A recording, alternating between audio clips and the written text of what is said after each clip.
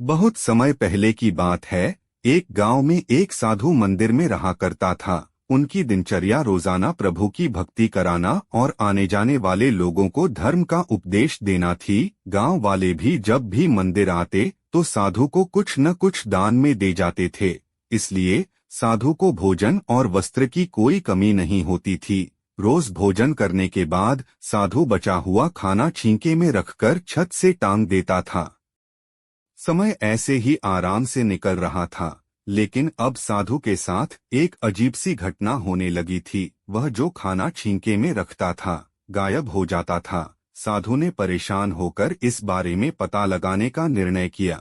उसने रात को दरवाजे के पीछे से छिपकर देखा कि एक छोटा सा चूहा उसका भोजन निकाल कर ले जाता है। दूसरे दिन उन्होंने छींके को और ऊपर कर दिया ताकि चूहा उस तक न पहुंच सके, लेकिन यह उपाय भी काम नहीं आया। उन्होंने देखा कि चूहा और ऊंची छलांग लगाकर छींके पर चढ़ जाता और भोजन निकाल लेता था।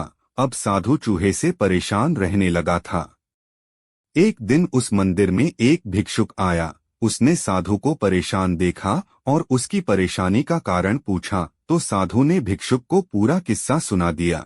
भिक्षुक ने साधु से कहा कि सबसे पहले यह पता लगाना चाहिए कि चूहे में इतना ऊंचा उछलने की शक्ति कहाँ से आती है।